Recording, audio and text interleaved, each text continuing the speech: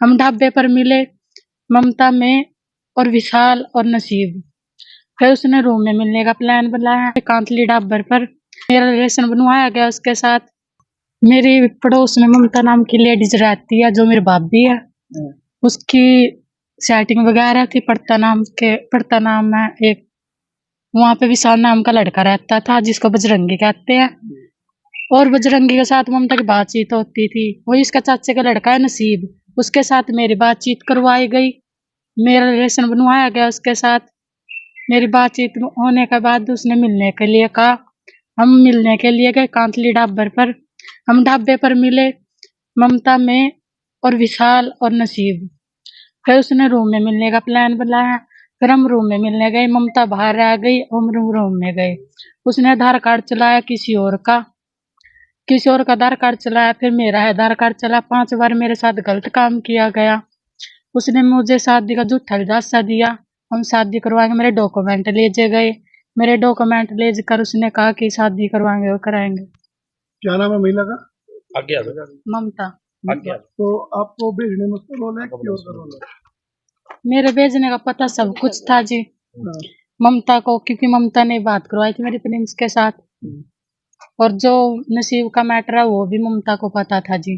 अब चाहते क्या हो? अब मैं ये चाहती हूँ कि जो मेरे साथ हुआ वो कल किसी और के साथ ना हो।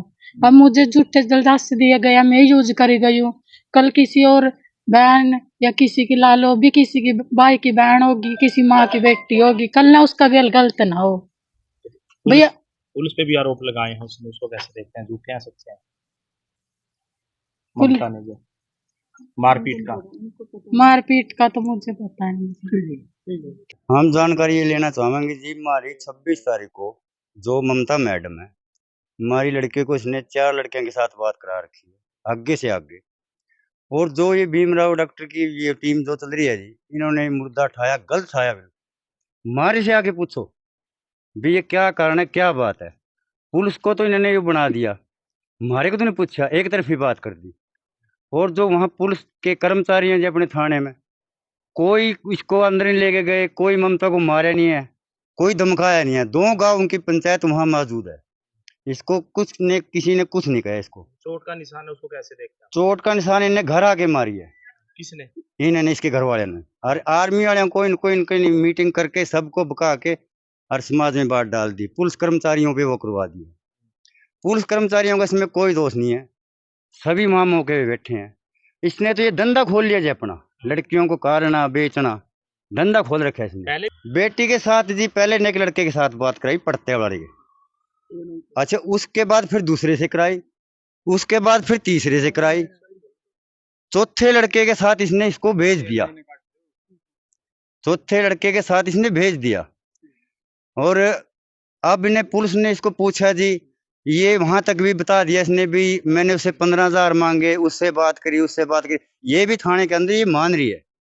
ये मामला सीवन का मामला था कि घर से जाने के बारे में था। तो कुछ बाद में इन्वेस्टिगेशन के दौरान कॉम्प्लिकेशन और कोई पुलिस के ऊपर एलिगेशंस लगे। तो जो लड़की घर से गई थी, कल पुलिस ने उसको बरामद कर लिया है और उससे पूछताछ की है, स्टेटमेंट अंकित की है और उसकी काउंसलिंग करवाई गई है और कोर्ट में उसके स्टेटमेंट रिकॉर्ड करवाई है। तो उसके प्राइमा फेसाइली और एज पर हर स्टेटमेंट उसने बताया कि भाई ये जो अभी लड़की की उम्र 18 साल हुई है, उससे पहले ये नाबालिग थी। तो 4-5 महीने पहले एक ममता नाम की लेडी है, उसने इसको इंट्रोड्यूस करवाया नसीब नाम के लड़के से। उससे मिलवाया, उसको लेके भी गए और देर आफ्टर लड़की ने कन्फेस किया कि भाई उसके साथ ना उसकी मर्जी के खिलाफ, और कहा कि शादी का बहाना बना के उससे संबंध स्थापित किए गए और जो लड़की बिल्कुल इससे के खिलाफ है और उसकी मर्जी के खिलाफ है ये संबंध, उसको शादी का झांसा दे के बनवाए गए हैं और जिसमें ममता का कैटेगरिकली रोल निश्चित रहा है। उसके बाद उसने ये बात बताई और लड़के ने दूसरी जगह कहीं इंगेजमेंट की बात बताई। तो इसका मामला ममता के नोटिस में फिर दोबारा दिया। तो उसने कहा कोई बात नहीं, मैं दूसरी जगह फिर आपका कोई अरेंजमेंट करवाती हूँ और इस लड़के से भी संबंध स्थापित करवाए और इसमें ममता की भूमिका रही है। पुलिस की इन्वेस्टिगेशन केस में जारी है। अभी तक की जांच में ये सामने आया है। इस प्रकार मारपीट के भी आरोप लगे पुलिस के ऊपर जो मारपीट के आरोप लगे हैं उसके अंदर सेपरेट एफआईआर लॉज है और उसकी इन्वेस्टिगेशन करनाल पुलिस, ताकि फेयर इन्वेस्टिगेशन हो केस में, तो वहां पर एसआईटी कॉन्स्टिट्यूट की है और उसकी जांच अलग से चल रही है। सर कहीं ऐसा तो नहीं कि लड़की के मामले को दबाने के लिए मारपीट की शिकायत हुई? इस डेमोक्रेसी में कोई भी सिस्टम दबाया नहीं जाता। डेमोक्रेसी का मतलब ही यही है कि भाई जो भी आपके पास हम अथॉरिटीज के पास जिस तरह से कंप्लेंट आई उसी के अकॉर्डिंगली एफआईआर लॉज हुई। जो पहले लड़की के माता पिता ने जो भी कंप्लेंट मूव की थी उसके अकॉर्डिंगली एफआईआर हुई। देर आफ्टर जो एलिगेशंस पुलिस के ऊपर लगाए पूछताछ के दौरान के, उसमें एफआईआर दर्ज हुई और बिल्कुल फेयर इन्वेस्टिगेशन हो। ममता भी आपकी उल्ट रहेगी फिर रेप वाले मामले में? अभी पूछताछ जारी है और ममता की हम टेक्निकल एंगल से सारी चीजें फाइनल करने के बाद ममता का रोल है, ममता डेफिनेटली इसमें एक्यूज्ड रहेगी। इस महिला से मारपीट हुई थी, उसने एक महिला कर्मचारी का नाम दिया था, वो कह रहे हैं कि बाय नेम एफआईआर नहीं।